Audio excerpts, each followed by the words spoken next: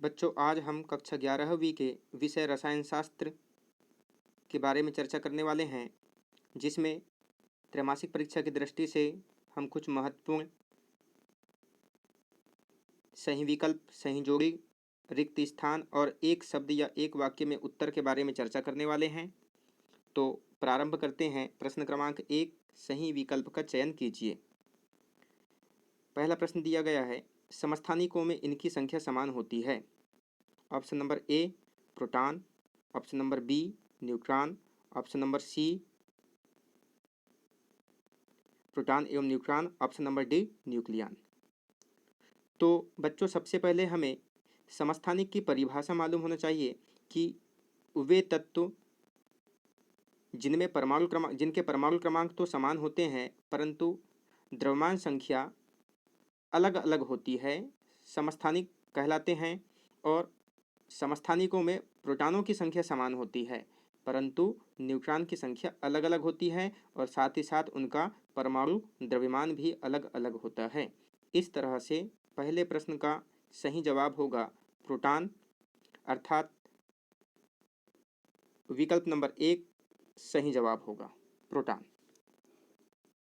इसी तरह से दूसरा प्रश्न दिया गया है, सबसे अधिक आयनिक त्रिज्या है। Option number A carbon 4 negative ion, option number B nitrogen 3 negative ion, option number C oxygen 2 negative ion और option number D magnesium 2 positive ion. तो जैसा कि आप जानते हैं, जब भी कोई परमाणु इलेक्ट्रॉन ग्रहण करता है तो उनमें इलेक्ट्रॉनों के मध्य में प्रतिकर्षण देखने को मिलता है, और जो परमाणु जितना अधिक इलेक्ट्रॉन ग्रहण करता है उसमें इलेक्ट्रॉनों के मध्य प्रतिकर्षण भी उतना ही अधिक देखने को मिलता है। इस तरह से सबसे अधिक इलेक्ट्रॉन जो ग्रहण किया गया है वो कार्बन परमाणु के द्वारा ग्रहण किया गया है। इस तरह से ऑप्शन नंबर ए सही जवाब होगा इसका। तो कार्बन 4 नेगेटिव आयन की आयनिक त्रिज्या सबसे अधिक होगी। अगला प्रश्न है, आवर्त सारणी के किसी वर्ग में नीचे की ओर जाने पर कौन सा गुण नहीं बदलता है। तो आवर्त सारणी में हम किसी वर्ग में नीचे की ओर जाते हैं तो कक्षकों की संख्या में वृद्धि होती है, अर्थात परमाणु की त्रिज्या भी बढ़ती है। तो हम कह सकते हैं परमाणु आकार भी बढ़ता है, घनत्व में भी परिवर्तन होता है और किसी वर्ग में ऊपर से नीचे की ओर जाने पर धात्विक गुण में भी वृद्धि होती है। लेकिन किसी समूह में उपस्थित तत्वों के संयोजी इलेक्ट्रॉनों की संख्या में कोई परिवर्तन देखने को नहीं मिलता है। संयोजी इलेक्ट्रॉन से मतलब है परमाणु की बाह्यतम कक्षा, जिसे हम संयोजी कक्षा या संयोजी कोष के नाम से जानते हैं। संयोजी कोष में उपस्थित इलेक्ट्रॉनों की संख्या को ही संयोजक इलेक्ट्रॉन या संयोजी इलेक्ट्रॉन के नाम से जानते हैं। इस प्रकार से प्रश्न क्रमांक 3 का ऑप्शन नंबर सी सही जवाब होगा, संयोजक इलेक्ट्रॉन। अगला प्रश्न है, इलेक्ट्रॉन बंधुता सर्वाधिक किसकी होगी।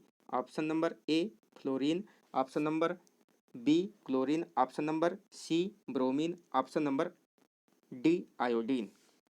तो हम जानते हैं कि हैलोजन तत्वों की इलेक्ट्रॉन बंधुता उच्च होती है, क्योंकि इनका सामान्य इलेक्ट्रॉनिक विन्यास NH2 क्योंकि इनका सामान्य इलेक्ट्रॉनिक विन्यास NH2NP5 होता है और इन्हें स्थायी इलेक्ट्रॉनिक विन्यास प्राप्त करने के लिए एक अतिरिक्त इलेक्ट्रॉन की आवश्यकता होती है, जिससे ये आसानी से एक इलेक्ट्रॉन ग्रहण करके स्थायी हैलाइड आयन बनाते हैं। इसलिए हम कह सकते हैं कि हैलोजन की इलेक्ट्रॉन बंधुता उच्च होती है। जब हम हैलोजन समूह में फ्लोरीन और क्लोरीन के बीच में इलेक्ट्रॉन बंधुता की तुलना करते हैं तो फ्लोरीन की तुलना में क्लोरीन के परमाणु की इलेक्ट्रॉन बंधुता उच्च होती है। इसका कारण है फ्लोरीन के छोटे आकार के कारण इसके 2p कक्षकों में इलेक्ट्रॉनों में प्रतिकर्षण अधिक होता है, इसलिए योगशील इलेक्ट्रॉन यह परमाणु अच्छे से ग्रहण नहीं कर पाता है, जबकि क्लोरीन योगशील इलेक्ट्रॉन को अच्छे से ग्रहण कर पाता है। इसलिए हम कह सकते हैं कि क्लोरीन की इलेक्ट्रॉन बंधुता फ्लोरीन की तुलना में उच्च होती है। अगला प्रश्न है, हीरे में कार्बन की संयोजकता है। Option number A 0, option number B 1, option number C 4, option number D 0 और 2। इस प्रश्न का सही जवाब है ऑप्शन नंबर इस प्रश्न का सही जवाब है ऑप्शन नंबर सी 4।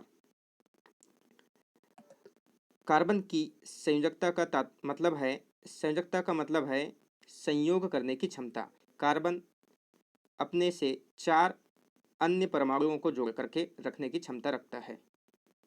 अगला प्रश्न है, निम्न में से किस स्पीसीज में अयुग्मित इलेक्ट्रॉन होंगे। Option number A I2, option number B F2 means fluorine अणु, ऑप्शन नंबर सी ऑक्सीजन अणु O2, option number D hydrogen का अणु H2। इसका सही जवाब है ऑप्शन नंबर सी O2। अगला प्रश्न है, निम्न में से किसमें ज्यामितीय समझौता होगी। Option number A 2 methyl propene, option number B but 2 ene, option number C but 1 ene, option number D propene. इसका सही जवाब होगा ब्यूट 2 इन। अब बात आती है कि ये ज्यामितीय समझौता क्या है। इनके बारे में हम विस्तृत रूप से चर्चा करेंगे जब अध्याय 11 प्रारंभ होगा तब। अगला प्रश्न है, प्रश्न क्रमांक 2, सही जोड़ी बनाइए। तो अब हमें सही जोड़ी मैच करना है। अनिश्चितता का सिद्धांत कॉलम ए में दिया गया है। अनिश्चितता का सिद्धांत वर्ग 1 PF3 रेडॉक्स अभिक्रिया, क्वांटम सिद्धांत, अपचयन, इलेक्ट्रोमेरिक प्रभाव। और कॉलम बी में दिया गया है ऑक्सीकरण तथा अपचयन, Max Planck, option C electron की प्राप्ति, अस्थायी प्रभाव, हाइजेनबर्ग, क्षारीय धातु, त्रिकोणीय द्विपिरामिडी। तो अब हम इसे मैच करते हैं। अनिश्चितता का सिद्धांत दिया गया है हाइजेनबर्ग के द्वारा। तो एक में मिलेगा हाइजेनबर्ग। वर्ग 1 के तत्वों को हम क्षारीय धातु के नाम से जानते हैं। वर्ग तीसरा PF3 जो है, इसमें PF3 में संकरण होता है sp3 और sp3 संकरण वाले यौगिकों की संरचना होती है त्रिकोणीय द्विपिरामिडी। प्रश्न 4, रेडॉक्स अभिक्रिया। ऐसी अभिक्रिया जिसमें ऑक्सीकरण और अपचयन की क्रिया साथ साथ होती है रेडॉक्स अभिक्रिया कहलाती है। ऑप्शन नंबर ए। क्वांटम सिद्धांत दिया गया है मैक्स प्लांक के द्वारा। अपचयन, इलेक्ट्रॉन ग्रहण करने की क्रिया को हम अपचयन कहते हैं अर्थात इलेक्ट्रॉन प्राप्ति। और इलेक्ट्रोमेरिक प्रभाव जो होता है यह अस्थायी प्रभाव होता है, जबकि प्रेरणिक प्रभाव जो होता है वो स्थायी प्रभाव होता है, परमानेंट प्रभाव होता है। अब अगला प्रश्न देखते हैं, रिक्त स्थानों की पूर्ति कीजिए। तो रिक्त स्थानों की पूर्ति कीजिए में पहला प्रश्न है, परमाणु में प्रोटॉन एवं न्यूट्रॉन खालिस्तान में उपस्थित होते हैं। तो जब हम परमाणु की संरचना का निर्माण करते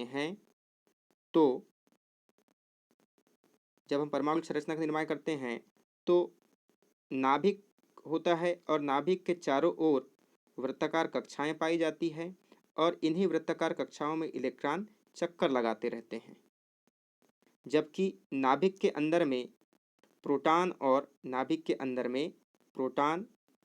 और न्यूट्रॉन उपस्थित होते हैं। अर्थात हम कह सकते हैं कि परमाणु में प्रोटॉन एवं न्यूट्रॉन नाभिक में उपस्थित होते हैं। दूसरा प्रश्न है, आवर्त में बाएं से दाएं जाने पर सामान्यतः आयनन ऊर्जा में खालिस्तान होती है। तो आवर्त में बाएं से दाएं जाने पर सामान्यतः आयनन ऊर्जा में वृद्धि होती है और इसका कारण है परमाणु के आकार में कमी होती है, या हम कह सकते हैं परमाणु की त्रिज्या में कमी होती है। लेकिन परमाणु की त्रिज्या में कमी होने के कारण से आयनन ऊर्जा में वृद्धि होती है।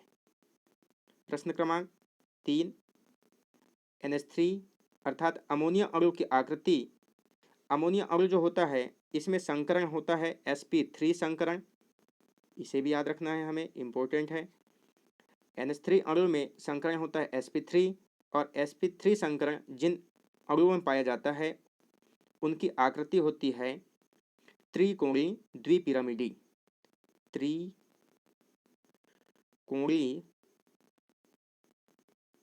द्विपिरामिडी, द्विपिरामिडी।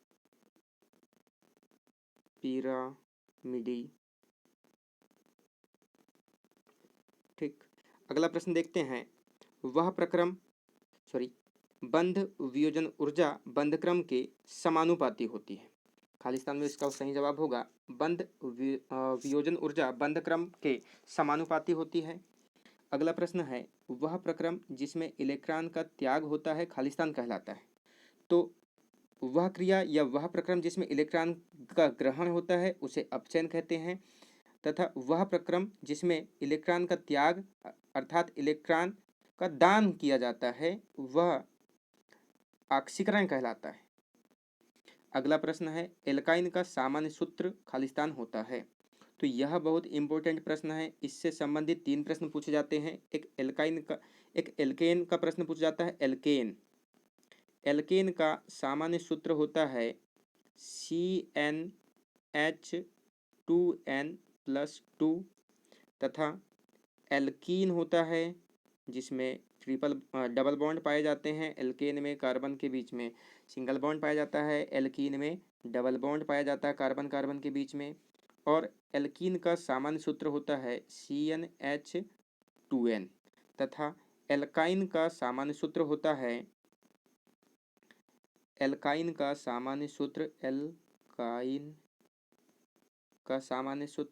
CnH2n-2। तो इन्हें आपको याद रखना है। इनमें से एल्काइन के अलावा एल्कीन और एल्केन के भी प्रश्न पूछे जा सकते हैं। अगला प्रश्न देखते हैं, मार्स गैस में मुख्यतः खालिस्तान गैस होती है। तो मार्स गैस में मुख्यतः मीथेन गैस होती है, ये इसका सही जवाब होगा, जिसका सूत्र CH4 होता है। मीथेन गैस, ये इसका सही जवाब होगा। अगला प्रश्न है प्रश्न क्रमांक 4, एक वाक्य या एक शब्द में उत्तर दीजिए। इलेक्ट्रॉन की खोज किसने की? तो इसका सही जवाब होगा J थॉमसन। प्रश्न क्रमांक 2, समूह में ऊपर से नीचे जाने पर परमाणु त्रिज्या पर क्या प्रभाव पड़ेगा? तो समूह में हम जब आवर्त सारणी में समूह में ऊपर से नीचे की ओर जाते हैं तो लगातार कक्षकों की संख्या में वृद्धि होती है, अर्थात परमाणु त्रिज्या में वृद्धि होगी। तो हम इसका सही जवाब बता सकते हैं कि समूह में ऊपर से नीचे जाने पर परमाणु त्रिज्या बढ़ेगी या परमाणु त्रिज्या में वृद्धि होती है। प्रश्न क्रमांक 3, बेरिलियम डाइक्लोराइड में कौन सा संकरण होता है? तो हमें इसका सही जवाब मिलेगा, बेरिलियम डाइक्लोराइड में सही जवाब होगा संकरण का कि इसमें sp संकरण पाया जाता है। और sp संकरण जिसमें होता है उसकी जो आकृति होती है वह रेखीय होती है। संकरण होगा इसमें sp और इसकी जो आकृति होती है वह रेखीय होती है। हमें दोनों चीज़ों को याद रखना है कि संकरण कौन सा होता है और उसमें आकृति कौन सी होती है, इन दोनों से प्रश्न पूछे जाएंगे। अगला प्रश्न है, ग्लाइऑक्जेलिक अम्ल का IUPAC नाम क्या है? तो ग्लाइऑक्जेलिक अम्ल का IUPAC नाम होता है ऑक्सो एथेनोइक एसिड। इसका IUPAC नाम होगा ऑक्सो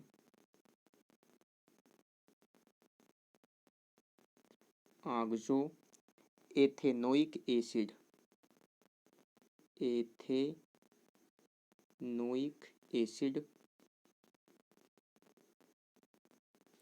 अगला प्रश्न देखते हैं, दहन क्रिया दहन किस प्रकार की प्रक्रिया है? तो दहन ऑक्सीकरण प्रकार की प्रक्रिया होती है। अगला प्रश्न है, सबसे प्रबल ऑक्सीकारक तत्व है। सबसे ऑक्सीकारक का मतलब होता है वह तत्व जो दूसरे पदार्थ का वह तत्व जो दूसरे पदार्थ को ऑक्सीकृत कर दे उसे ऑक्सीकारक तत्व कहा जाता है। और सबसे ऑक्सीकारक या हम कह सकते हैं प्रबल ऑक्सीकारक तत्व जो है वह फ्लोरीन को माना जाता है। फ्लोरीन मीन्स जो आवर्त सारणी में परमाणु क्रमांक 9 होता है उसका प्रतीक चिन्ह कैपिटल एफ, फ्लोरीन। अगला प्रश्न है, बेंजीन के अणु में कितने सिग्मा बंध और कितने पाई बंध उपस्थित होते हैं?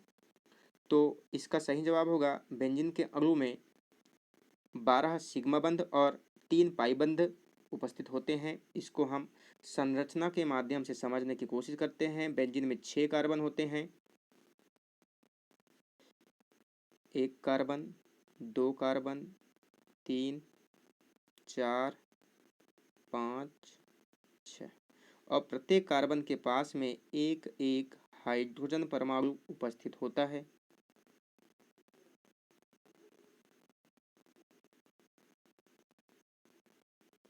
प्रत्येक कार्बन के पास में एक एक हाइड्रोजन परमाणु उपस्थित होता है और रिंग के संरचना के अंदर में अल्टरनेट सीक्वेंस में डबल बॉन्ड प्रेजेंट होते हैं। और जैसा कि हमने पढ़ा है जहाँ पे हमेशा पहला बंध सिग्मा बनता है, तो कार्बन के मध्य में जो पहला बंध बना सिग्मा, इस तरह से कार्बन और हाइड्रोजन के बीच में पहला बंध जो बनेगा वो सिग्मा होगा।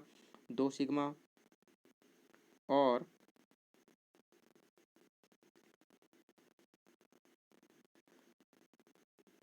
3 sigma, 4 sigma, 5 sigma, 6 sigma, 7 sigma, 8 sigma, 9 sigma, 10 sigma, 11 sigma और 12 सिग्मा तथा बीच में जो डबल बॉन्ड बने हैं तो दूसरा जो बंध होता है वो पाई बंध होता है।